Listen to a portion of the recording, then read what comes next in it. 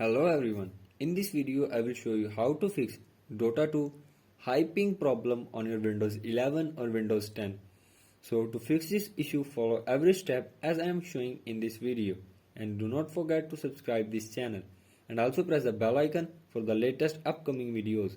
Hope so this will fix your problem and help you a lot.